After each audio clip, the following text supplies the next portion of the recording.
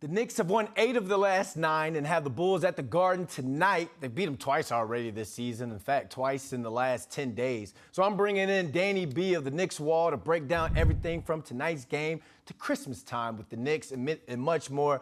Danny B, I almost didn't recognize you. You're not in a car. You don't have the Knicks hat fitted on. You dressed on, right? Okay, there we go. There we go. That's to put the Timbs on too. We're really New York right now. All right, let's talk about this game tonight, man. The Knicks, they've already beat Chicago twice in Chicago on the back-to-back. They've got them tonight at the Garden. Fill in the blank. The Knicks win this game if they rebound and they win the battle on the glass. You know, absolutely. The last time that we played the Bulls, we won the battle on the glass both times. Was a big part in giving us second chance opportunities. You know, and a big chance in just taking over the game. The first game we played last Wednesday, we went to overtime. You know, that was that Jalen Brunson ankle breaker over Caruso, you know, for the win, 128-120. And then we played him again on Friday and we got the win, 114-91. But both games, rebounding was key. You know, we saw the three-pointer go off a little bit in the second game, which is huge. But when it's not, the Knicks are dominating in the paint. They're driving it in there, and they're getting it done, you know. So I think we got to see a little bit of that. Yes, we lost the game, you know, beforehand to the Raptors coming into this.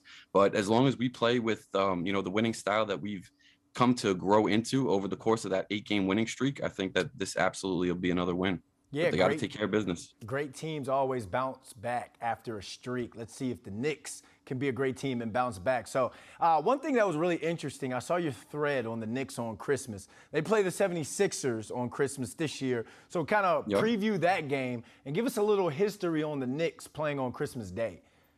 Yeah, absolutely. So there's a lot of little nuggets about you know, the Knicks and Christmas Day. The Knicks have played the most games on Christmas with 54. They're tied with the Lakers for the most wins at 23, but they also have the most losses with 31. But again, it's because they played the most games. The most often opponent for the Knicks on Christmas Day is the 76ers. We've played them 12 times. We're 7-5 against them. Nice number, but we've only played them once since 1978, and we lost, and that game was in 2017. So right now, we're pretty neck and neck with the 76ers. You look in the standings, we've been tied 5th place, 6th, where, you know, we're going back and forth, and it's going to be a battle. You know, obviously, the Sixers got 2 superstars in Harden and Embiid. You know, definitely are going to be 2 guys that are going to be hard to contain, but you know, I think both teams right now are kind of looking to cement themselves and kind of take a step forward, you know, in the season in general. So I think this is going to be a great test for the Knicks, you know, and we're going to have to bring it. Yeah, I thought that was a really cool thread, man. I love learning about all the New York sports teams, and especially you giving out little nuggets like that, man. It was like Christmas to us new Knicks fans. All right, here we go. There's one thing I like to do. I like to put people on the spot. So now you are now head coach Tom Thibodeau.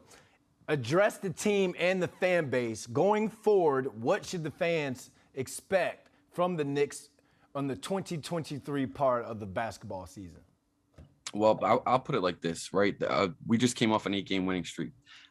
Great, you know, but a winning streak is more than just a number of wins that you're getting in a row. It's also about the winning habits that you establish along the way. And I think that the Knicks did a great job in doing just that. I think as long as they can get back to that and not lose focus of that just after one game, you know, I think they'll be all right. You know, I think they're starting to find themselves a little bit of identity in that defense. You know, they've been a top 10 net overall, you know, top 5 in defensive categories in terms of the rebounds.